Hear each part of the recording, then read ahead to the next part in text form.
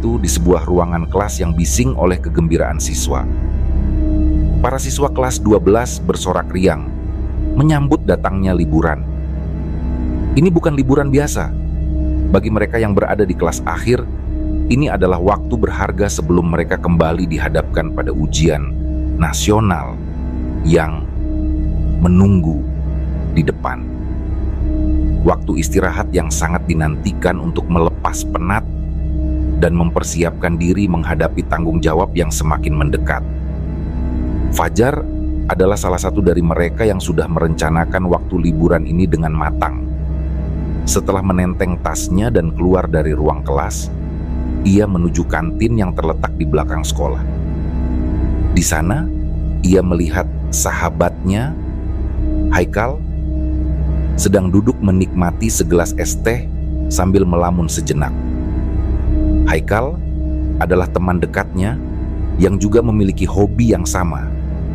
Setiap kali mereka merencanakan perjalanan, mereka selalu melakukannya bersama. Tetapi kali ini ada sedikit perubahan. Jadi, rencana kita masih jalan kan? Fajar membuka percakapan dengan semangat. Haikal, tanpa mengangkat pandangannya dari gelas es teh yang dipegangnya, menjawab dengan nada ragu, "Iya, jadi sih." Tapi, ia menggantungkan kalimatnya, menimbulkan tanda tanya di benak Fajar. Kemudian, Fajar pun menunggu dengan penasaran. "Tapi apa?" Haikal akhirnya melanjutkan, "Aku tidak bisa pulang bareng. Maksudnya, kita berangkat bareng, tapi nanti pas pulangnya, aku harus ke rumah bibiku. Ada urusan di sana, jadi tidak bisa pulang bareng." Jawaban itu membawa sedikit kekecewaan bagi Fajar, tetapi ia tidak menunjukkan itu. Mereka sudah sering melakukan touring bersama, berangkat dan pulang bersama, melewati berbagai rute yang menantang. Namun kali ini, perjalanan mereka akan berbeda. Meski begitu, Fajar tetap semangat. Ia tahu bahwa tujuan utama mereka bukan hanya menikmati perjalanan panjang, tetapi juga untuk mengunjungi sebuah destinasi wisata yang terletak ratusan kilometer dari tempat tinggal mereka. Rute yang mereka pilih bukanlah rute biasa. Rute itu memiliki jarak sekitar 470 km, dengan perkiraan waktu tempuh mencapai 11 jam. Bagi penggemar touring seperti Fajar, perjalanan seperti ini adalah kebahagiaan tersendiri. Tantangan fisik dan mental yang muncul selama perjalanan terasa seperti bagian dari petualangan itu sendiri. Pagi itu, udara masih terasa sejuk ketika Fajar dan Haikal memulai perjalanan mereka. Tepat pukul 8 pagi, suara mesin motor terdengar membelah keheningan. Dengan penuh semangat, mereka memulai perjalanan panjang yang akan membawa mereka ke tempat tujuan sekitar waktu maghrib. Sebuah perjalanan yang memakan waktu berjam-jam dan menuntut stamina serta kesabaran. Sebelum memutar gas, Fajar mengusap tangki motor kesayangannya, seolah berkomunikasi dengan mesin yang akan menjadi teman setianya sepanjang jalan. "Bismillahirrahmanirrahim, berangkat sehat, pulang selamat," lirihnya memanjatkan doa sambil meresapi momen ini. Haikal, yang duduk di motornya tak jauh dari Fajar, menjawab dengan singkat, "Amin," sambil tersenyum. Setelah beberapa saat, Haikal menyampaikan kabar yang tak disangka-sangka. "Oh iya, aku baru saja telepon Rio. Rombongannya batal berangkat. Mereka tunda minggu depan," katanya dengan nada agak ragu. Kabar itu membuat Fajar sejenak berpikir. Mereka sudah menyiapkan perjalanan ini dengan matang, dan kini rombongan yang semula direncanakan akan ikut malah batal. Perasaan kecewa sedikit menyelinap, tapi Fajar bukan tipe orang yang mudah menyerah pada situasi tak terduga. "Ya sudah, tidak masalah. Kita tetap lanjut saja. Sudah tanggung," jawab Fajar, tetap berusaha mempertahankan semangat perjalanan yang sudah lama direncanakan. Namun, Haikal mengingatkan sesuatu yang membuat Fajar sedikit berpikir. Tapi, kamu sadar kan, nanti pulang sendirian dan harus melewati jalanan kawasan itu. Kamu yakin tidak apa-apa? Haikal menyuarakan kekhawatirannya. Jalanan kawasan yang dimaksud Haikal terkenal dengan berbagai cerita mistis. Mitos-mitos yang berkembang di sekitar jalan itu seringkali membuat orang-orang was-was, terutama bagi mereka yang melintasinya sendirian di malam hari. Namun, Fajar hanya tersenyum kecil, tak ingin terbebani dengan cerita yang belum pernah ia alami sendiri. Baginya, hal yang paling menakutkan bukan makhluk gaib, melainkan ancaman yang lebih nyata, seperti begal atau tindak kriminal lainnya.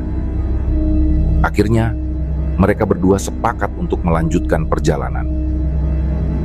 Kekecewaan kecil karena rombongan Rio batal berangkat tak membuat mereka mundur. Fajar dan Haikal menaiki motor mereka, menyalakan mesin, dan mulai memacu kendaraan, menyusuri jalanan yang terbentang di depan. Jalanan perkotaan yang awalnya ramai dan penuh dengan kesibukan, mulai berganti dengan suasana pedesaan yang lebih tenang. Perlahan, hiruk-pikuk kota digantikan oleh pemandangan ladang hijau dan rumah-rumah penduduk yang berjauhan. Mereka terus melaju, melewati jalanan yang kadang mulus, kadang bergelombang dan rusak. Lubang-lubang kecil di jalan menjadi tantangan tersendiri. Namun bagi Fajar dan Haikal, itu hanyalah bagian dari petualangan. Mereka menikmati setiap detik perjalanan, merasakan angin yang menerpa wajah mereka, aroma pepohonan yang tercium, dan suara motor yang terus menderu. Waktu terus bergulir, pagi perlahan berubah menjadi siang. Matahari yang mulai meninggi terasa hangat, namun tidak terlalu menyengat. Cuaca sangat mendukung perjalanan mereka hari itu. Tidak ada tanda-tanda hujan, dan angin bertiup sepoi-sepoi. Haikal sempat melirik ke langit, merasa lega bahwa cuaca baik akan menemani mereka sepanjang hari. Mereka berdua menikmati kebebasan jalanan, menikmati setiap pemandangan yang melintas di mata mereka, sambil sesekali berhenti di tepi jalan untuk sekadar beristirahat dan melepas lelah. Istirahat di tengah perjalanan menjadi momen penting bagi mereka. Di setiap perhentian, mereka saling berbagi cerita, terkadang tertawa bersama, dan memulihkan tenaga sebelum kembali melanjutkan perjalanan. Fajar biasanya memeriksa motornya setiap kali berhenti, memastikan semua dalam kondisi baik. Setelah berjam-jam perjalanan, Fajar dan Haikal akhirnya sampai di sebuah desa yang menjadi penanda awal perjalanan. Mereka melewati jalanan kawasan yang terkenal. Desa itu tampak sepi dan sunyi. Pepohonan besar tampak menjulang di kejauhan. Jalanan yang terbentang di hadapan mereka mencapai panjang sekitar 4 km, tanpa ada satu rumah pun, hanya dikelilingi oleh pepohonan tinggi yang menyembunyikan cahaya matahari. Tak seperti perjalanan di daerah lain, di sini setiap pengendara memiliki kebiasaan untuk berhenti sebelum memasuki kawasan. Mereka memeriksa kondisi motor mereka dengan saksama, memastikan bahwa semua berjalan dengan baik. Sebab, jika terjadi kerusakan atau masalah teknis, tidak ada bengkel di sepanjang jalan kawasan ini. Bahkan, warung pun tak tampak. Seolah-olah kawasan ini dibiarkan kosong tanpa aktivitas manusia. Bagi para pengendara, tempat ini bukan hanya sekadar jalan, tetapi ujian kecil dari kesabaran dan keberanian. Setelah merasa yakin bahwa motor mereka dalam kondisi prima, Fajar dan Haikal melanjutkan perjalanan. Mereka memasuki jalanan beraspal yang berliku dengan turunan curam. Tanpa sedikit pun keraguan, kedua pemuda itu menaklukkan setiap tikungan, mengikuti alur jalan yang semakin membawa mereka lebih dalam ke jantung hutan. Mata mereka fokus, sementara hati mereka dipenuhi semangat. Setiap meter perjalanan di kawasan ini memberikan pengalaman yang berbeda. Pepohonan tinggi dan rimbun menutupi cahaya matahari, membuat siang hari terasa seperti senja. Bayangan dari dedaunan menciptakan nuansa yang menenangkan. Suara jangkrik bersahut-sahutan di antara semak-semak, sementara burung-burung berkicau dari kejauhan, seolah menyambut para petualang yang melintas. Saat mereka semakin dalam menyusuri jalanan, keindahan alam kawasan ini semakin terlihat. Pohon-pohon yang menjulang tinggi memberikan suasana teduh, dan sesekali mereka melihat gerombolan monyet yang melintasi jalan, menambah kesan liar dan alami pada perjalanan itu. Meskipun jalan itu tampak sepi dan sunyi, bagi Fajar dan Haikal, pemandangan ini adalah anugerah yang jarang ditemukan di tempat lain. Mereka terus memacu motor, menikmati setiap lekukan dan tikungan yang membawa mereka lebih jauh ke dalam pengalaman ini. Tak terasa, di ujung jalan mulai tampak sebuah rumah kecil, tanda bahwa mereka hampir keluar dari kawasan ini. Mereka menghela napas lega. Perjalanan melewati jalanan yang terkenal ini berakhir tanpa kendala. Keindahan alam yang baru saja mereka lewati memberikan mereka kenangan tersendiri, seolah membayar rasa was-was yang sempat muncul di awal perjalanan. Waktu berlalu dengan cepat, dan sebelum mereka menyadarinya, mereka telah tiba di daerah tujuan. Waktu menunjukkan pukul 7 malam. Perut mereka mulai keroncongan, lapar setelah perjalanan panjang. Di pinggiran jalan, terlihat sebuah warung pecel lele dengan terpal berwarna biru yang segera menarik perhatian mereka.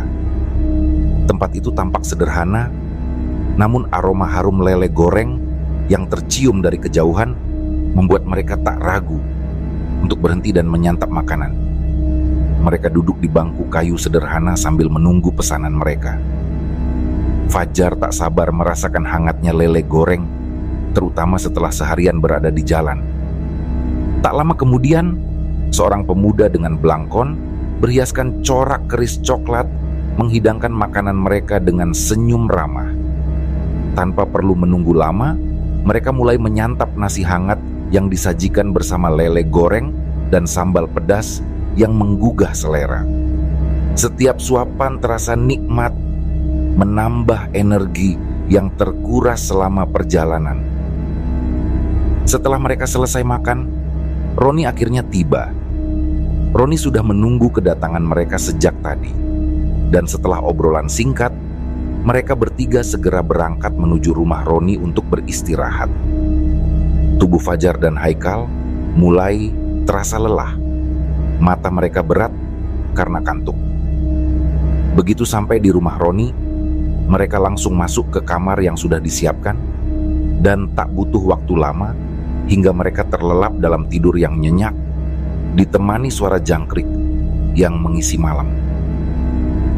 Keesokan harinya, mereka bangun dengan semangat. Setelah sarapan, mereka bersiap untuk pergi menuju destinasi wisata alam yang telah mereka rencanakan. Bersama Roni, mereka menghabiskan sepanjang hari dengan menjelajahi keindahan alam yang ditawarkan daerah itu. Mereka menikmati setiap momen, berjalan di antara pepohonan rindang, menikmati pemandangan gunung yang menjulang, dan tak lupa mengabadikan setiap detik dengan kamera mereka. Pagi berikutnya, Fajar dan Haikal berpamitan dengan Roni. Setelah 2 hari penuh menikmati liburan yang menenangkan, kini saatnya mereka kembali pulang. Waktu menunjukkan pukul 8 pagi ketika mereka mulai menyalakan mesin motor. Suara deru kendaraan itu membelah kesunyian pagi. Udara segar pagi hari masih terasa dingin, memberikan kesan yang tenang dan damai sebelum perjalanan panjang yang menanti. Mereka melaju bersama hingga tiba di sebuah kota yang menjadi titik perpisahan bagi keduanya. Persimpangan jalan di kota itu memisahkan mereka. Haikal harus belok kanan untuk menuju rumah bibinya, sementara Fajar melanjutkan perjalanan lurus, kembali ke rumahnya. Kini Fajar melaju sendirian, hanya ditemani suara mesin motor dan pikirannya sendiri. Tanpa sahabatnya, keheningan perjalanan terasa lebih menonjol, tetapi Fajar tak terlalu peduli. Ia memperkirakan akan tiba di rumah selepas maghrib, dan saat itu ia yakin bisa melewati kawasan hutan yang terkenal itu di siang hari. Tanpa beban di pikiran, ia terus memacu kendaraannya dengan kecepatan sedang, sembari bersenandung kecil untuk mengusir rasa kantuk yang mulai menyerang. Bagi Fajar, perjalanan panjang seperti ini bukan sekadar uji fisik, melainkan juga mental. Namun semua berubah ketika tiba-tiba saja motornya tersendat. Fajar merasakan tarikan mesinnya melemah, lalu motor itu mendadak mati, terhenti di tengah jalan yang sepi. Kok bisa begini? Gumam Fajar dalam hati, mencoba menenangkan dirinya, meskipun perasaan kesal mulai muncul. Ia turun dari motor dan mencoba menyalakannya lagi, tetapi sia-sia. Motor itu tak memberikan tanda-tanda akan hidup. Tanpa peralatan yang memadai untuk membongkar motornya sendiri, Fajar terpaksa harus mencari bengkel terdekat, dan harapan menemukan bengkel di daerah itu menjadi tantangan tersendiri. Waktu terus berlalu, dan rasa panik mulai menyelimuti dirinya ketika ia menyadari bahwa jam di ponselnya sudah menunjukkan pukul 2 siang. Sudah jam segini, bisa-bisa kemalaman nanti, pikir Fajar. Motor yang awalnya sehat-sehat saja, kini berubah menjadi beban yang memperlambatnya. Dan hingga saat ini, mekanik di bengkel belum juga menemukan penyebab kerusakannya. 2 jam berlalu dalam ketidakpastian, hingga akhirnya motor Fajar bisa menyala kembali. Alhamdulillah, bisiknya, merasa lega. Tanpa buang waktu lagi, ia kembali melaju, kali ini dengan kecepatan yang lebih tinggi dari sebelumnya. Namun, rasa lega itu tidak bertahan lama. Kekhawatiran Fajar mulai kembali ketika ia melihat matahari semakin rendah di ufuk barat. Waktu yang terbuang di bengkel membuatnya semakin mendekati malam, dan ia tahu betul bahwa melewati jalanan kawasan di malam hari bukanlah hal yang diinginkan. Bukan karena cerita-cerita mistis yang sering ia dengar, tetapi Fajar lebih khawatir terhadap ancaman yang lebih nyata, seperti begal yang seringkali menjadi ancaman bagi pengendara yang melintasi jalanan sepi di malam hari. Perasaannya kini bercampur antara cemas dan takut. Namun ia tak punya pilihan selain terus melaju. Kejadian tak terduga kembali menimpa Fajar.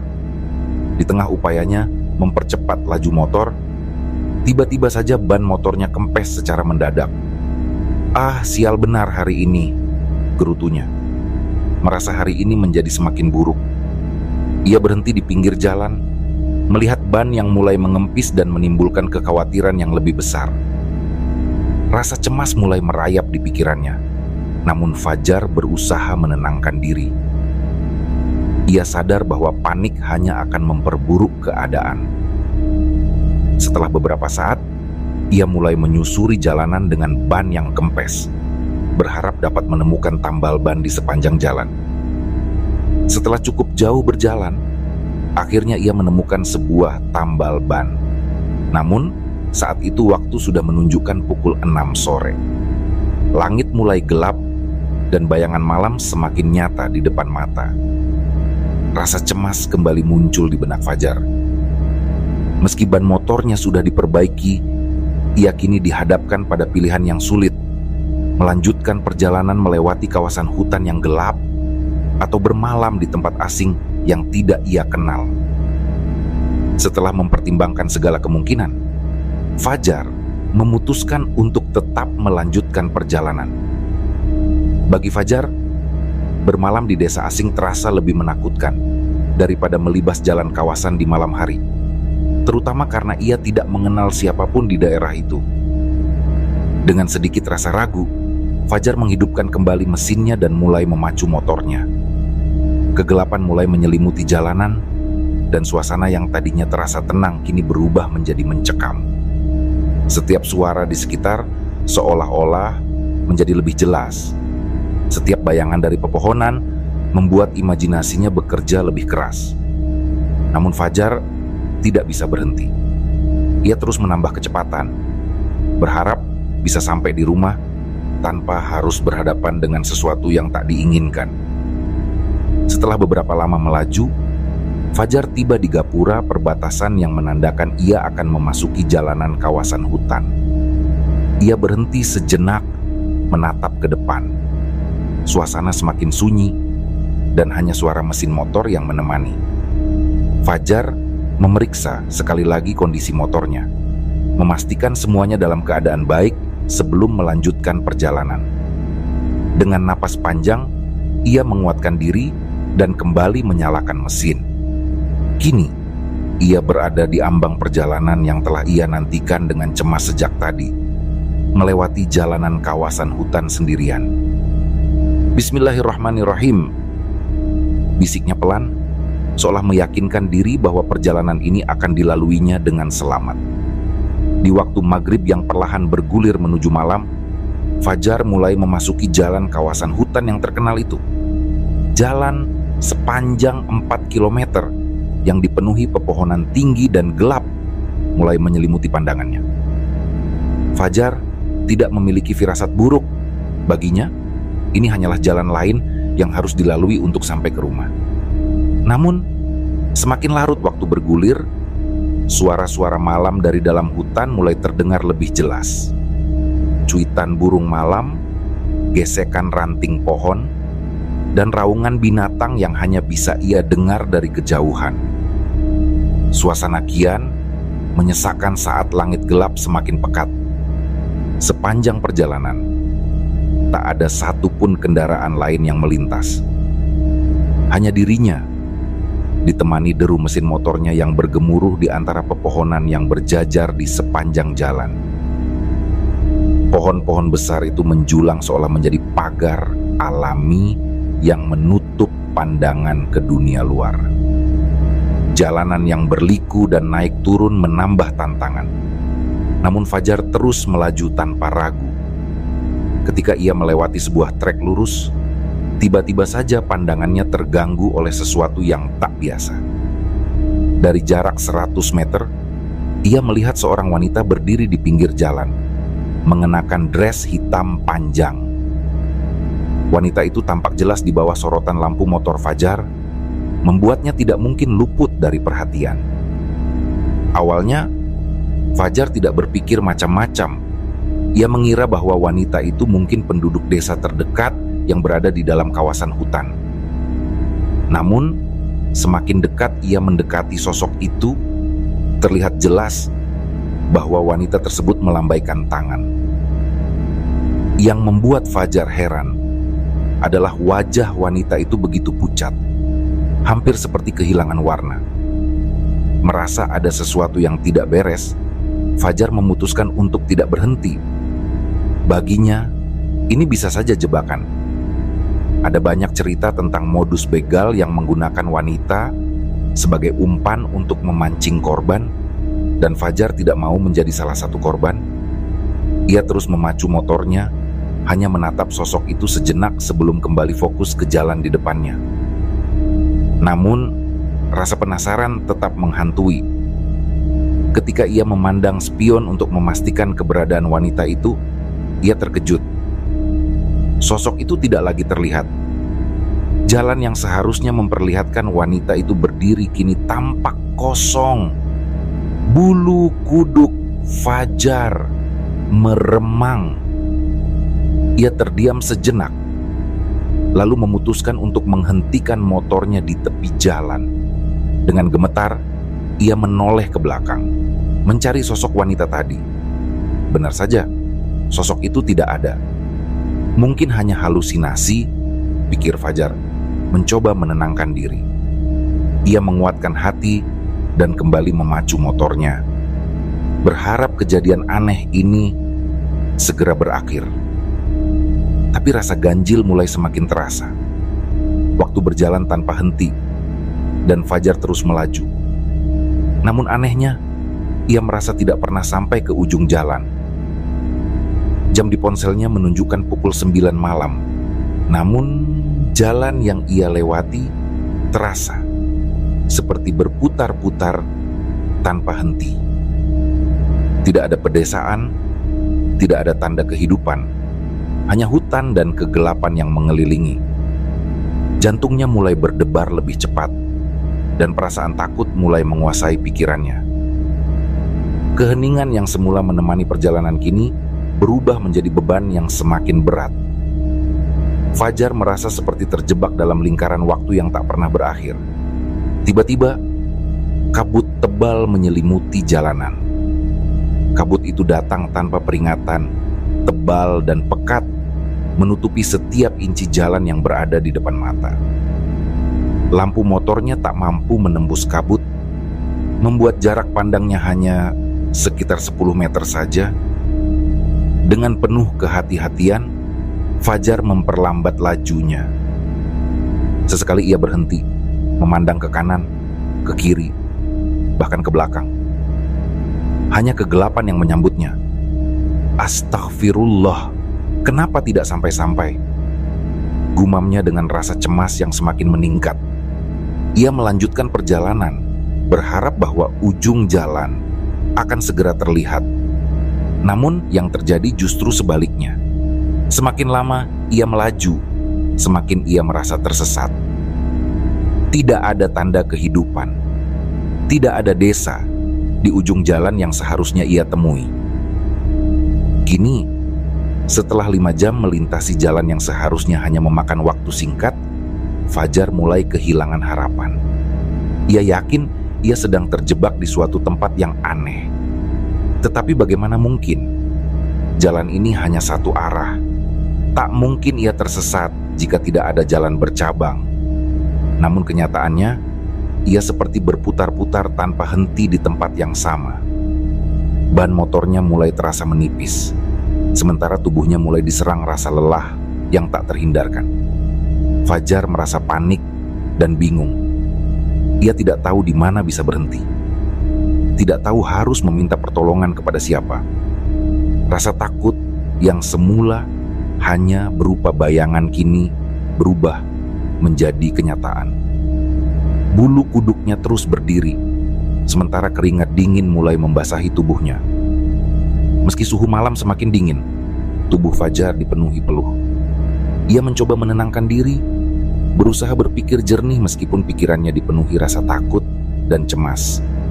Setelah mengumpulkan kekuatan, Fajar kembali melanjutkan perjalanan. Namun kali ini, ia merasa seperti berjalan tanpa arah.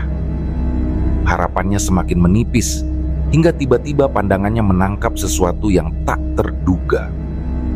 Di tengah-tengah hutan yang sunyi, ia melihat sebuah warung gubuk dengan lampu minyak tanah yang menyala. Warung makan itu terlihat sangat asing di tempat seperti ini, karena Fajar tahu betul bahwa di kawasan ini tidak pernah ada warung, apalagi di malam hari. Rasa ragu menyelimuti pikirannya. Ia bahkan mengusap matanya untuk memastikan apakah yang dilihatnya benar-benar nyata. Anehnya, warung itu tetap ada di sana, terlihat sangat jelas dalam kegelapan.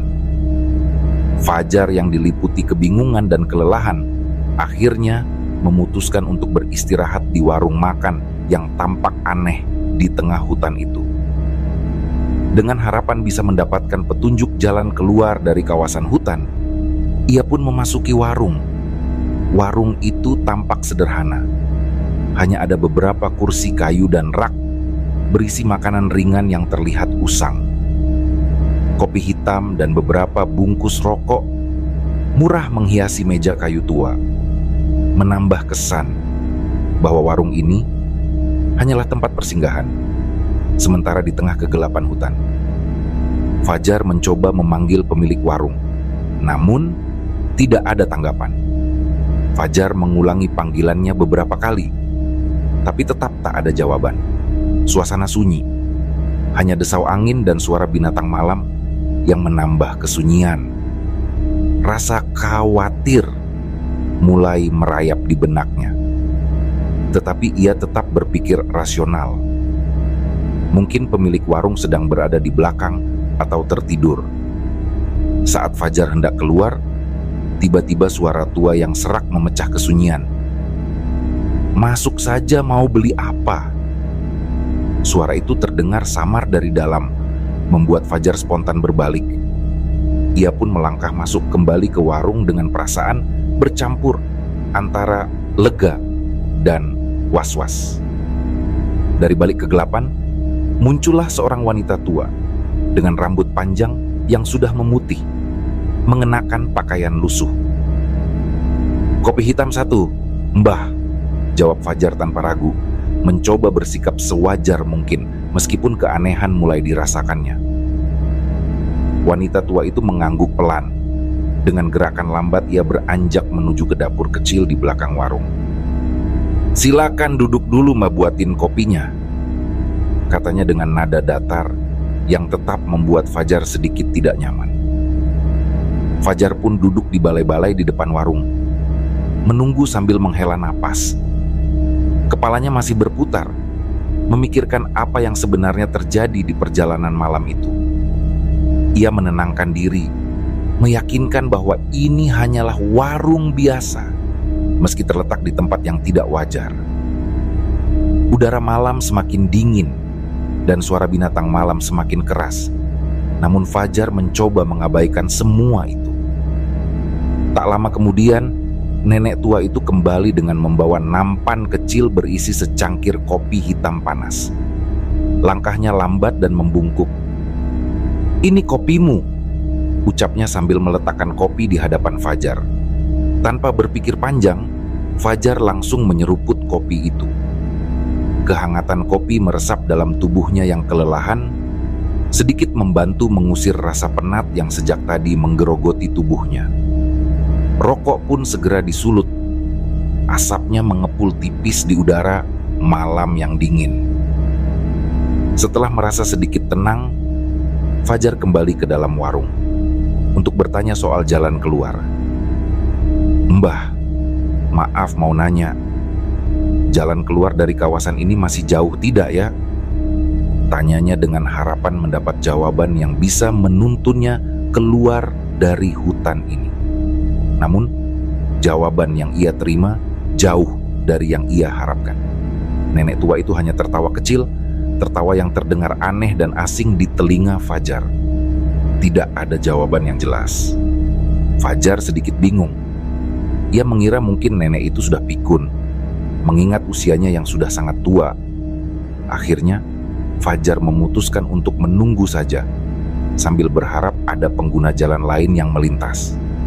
Namun, malam semakin larut, dan tak ada siapapun yang datang. Perlahan, rasa kantuk mulai menyerang Fajar. Matanya terasa semakin berat. Setiap tarikan napasnya terasa semakin lambat. Tanpa bisa menahan lebih lama, Fajar akhirnya tertidur di balai-balai bambu di depan warung itu. Waktu seakan berjalan cepat, dan pagi hari tiba-tiba menyergap. Fajar terbangun mendadak oleh suara orang yang membangunkannya. Seorang lelaki dengan cangkul di tangan menggoyang-goyangkan tubuhnya. "Nak, bangun. Kenapa kamu tidur di sini?" tanya pria itu dengan nada prihatin. Fajar terkejut. "Astagfirullah, aku di mana ini?" ucapnya panik. Ia mencoba bangkit, masih setengah linglung. Ketika Fajar membuka matanya sepenuhnya, pemandangan yang ia lihat sungguh mengejutkan. Bukan warung tempat ia tertidur semalam yang ia lihat, melainkan deretan pohon bambu yang rimbun memenuhi pandangan sejauh mata memandang. Lelaki itu hanya menatap Fajar dengan penuh kebingungan. "Ini hutan bambu. Kenapa kamu tidur di sini?" tanyanya lagi. Fajar tak bisa berkata-kata. Ia terus melihat sekeliling. berharap melihat tanda-tanda warung atau nenek tua yang melayaninya semalam. Namun yang ada hanyalah pepohonan bambu yang tinggi menjulang. Tidak ada warung, tidak ada jejak apapun yang menunjukkan bahwa ia pernah berada di tempat itu. Ya Allah, aku di mana ini? Fajar hanya bisa bergumam. Kebingungan dan ketakutan mulai menghantui pikirannya. Seingatnya, malam tadi Fajar tertidur di depan sebuah warung kecil di pinggiran jalan setelah beristirahat sebentar. Namun kenyataan yang kini dihadapinya begitu berbeda. Ia terbangun di tengah hutan bambu yang jauh dari jalan utama, tanpa jejak warung atau nenek tua yang melayaninya semalam. Setiap pandangan yang ia lemparkan hanya menemukan deretan pohon bambu yang menjulang tinggi, membentuk bayangan gelap yang menutup langit pagi. Lelaki yang membangunkannya, Pak Rustam, tampak prihatin sekaligus heran melihat pemuda yang tertidur di tempat asing itu. Pak Rustam adalah petani setempat yang setiap hari menggarap ladang di sekitar kawasan hutan tersebut. Pagi itu, dalam perjalanan menuju ladangnya, ia terkejut menemukan Fajar tertidur di bawah pohon bambu dengan sepeda motornya tergeletak di sampingnya. Kekhawatiran langsung merambat dalam pikirannya. Mungkinkah pemuda ini korban dari tindak kekerasan atau pembunuhan? Namun setelah memeriksa lebih dekat, Pak Rustam merasa lega saat mengetahui Fajar masih hidup, meski tampak kebingungan. Setelah memastikan Fajar baik-baik saja, Pak Rustam tidak membuang waktu. Ia segera kembali ke desa dan meminta bantuan beberapa warga untuk membantu membawa Fajar keluar dari kawasan hutan. Jalan menuju lokasi tempat Fajar ditemukan bukanlah jalan yang biasa dilalui kendaraan. Itu hanyalah jalan setapak yang ditutupi semak belukar, sulit dilalui tanpa pengetahuan mendalam tentang kawasan tersebut. Bahkan bagi warga setempat, tempat itu jarang dikunjungi karena angker. Pak Rustam dan warga segera membawa Fajar ke rumah warga terdekat untuk merawatnya dan mendengar cerita yang mungkin bisa menjelaskan bagaimana ia bisa tersesat di hutan yang tak pernah ia kenal. Di rumah warga, Fajar menceritakan pengalamannya dengan suara bergetar. Ia memulai dari awal perjalanannya hingga akhirnya memutuskan untuk beristirahat di warung yang ia temukan di tengah hutan. Fajar menceritakan bagaimana ia disambut oleh nenek tua di warung itu, bagaimana ia memesan kopi, dan bagaimana ia tertidur di balai-balai bambu di depan warung. Setiap detail terasa begitu nyata baginya. Kopi hitam yang ia minum, bau asap rokok yang menemani rasa lelah, dan rasa kantuk yang perlahan membuatnya terlelap. Ia bahkan tak lupa menceritakan sosok wanita muda yang melambai di pinggir jalan. Sesuatu yang kini terasa semakin aneh setelah mengingat kejadian-kejadian malam itu. Para warga yang mendengarkan cerita Fajar dengan seksama segera saling bertukar pandang. Wajah mereka mengeras, memperlihatkan ekspresi yang menunjukkan bahwa mereka sudah sering mendengar cerita-cerita serupa. Pak Rustam akhirnya angkat bicara. Nampaknya kau telah disesatkan oleh penunggu hutan ini. Banyak orang yang mengalami kejadian aneh ketika melewati kawasan ini di malam hari. Apalagi kalau tak hati-hati. Kata-kata Pak Rustam membuat Fajar terdiam. Kini, segala sesuatu yang tadinya ia anggap biasa saja berubah menjadi lebih mengerikan. Selama ini, Fajar tak pernah benar-benar percaya pada hal-hal gaib. Baginya, itu hanyalah mitos yang sering dibesar-besarkan. Namun setelah mengalami kejadian ini, ia mulai memahami bahwa tidak semua hal bisa dijelaskan dengan logika. Pak Rustam juga menjelaskan bahwa jarak dari tempat Fajar ditemukan ke jalan aspal adalah sekitar 1 kilometer. Jalan yang menuju ke tempat itu hanyalah jalan setapak yang tak mungkin dilewati kendaraan. Hanya kami, warga desa, yang tahu bagaimana melewati jalan itu. Mustahil ada orang luar yang bisa sampai di sana dengan sepeda motor, kata Pak Rustam dengan nada serius. Hal itu semakin memperkuat keyakinan bahwa Fajar telah disesatkan oleh kekuatan gaib yang menjaga kawasan tersebut. Meskipun tak ada luka fisik yang terlihat di tubuhnya, para warga menyadari bahwa Fajar telah menjadi korban dari sesuatu yang tidak kasat mata. Meski begitu, Fajar bersyukur bahwa ia tidak terluka dan akhirnya bisa keluar dari hutan itu dengan selamat berkat bantuan Pak Rustam dan warga desa.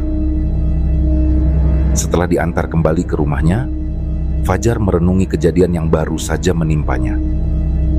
Sebuah pengalaman yang mengubah pandangannya tentang dunia yang tak terlihat. Dulu, ia mungkin akan menertawakan cerita-cerita tentang makhluk halus dan penunggu hutan. Tetapi sekarang ia tahu bahwa hal-hal semacam itu benar-benar ada. Pengalamannya di malam itu menjadi pelajaran berharga baginya. Sejak saat itu, setiap kali Fajar melewati tempat-tempat yang dianggap angker, ia selalu menjaga sikap dan etika. Ia tidak lagi memandang rendah cerita-cerita mistis yang selama ini dianggapnya sebagai bualan. Demikianlah kisah yang kami bawakan ini. Semoga dapat menghibur kawan-kawan jagat horor. Terima kasih telah menonton video kami dan sampai jumpa lagi di kisah kami selanjutnya.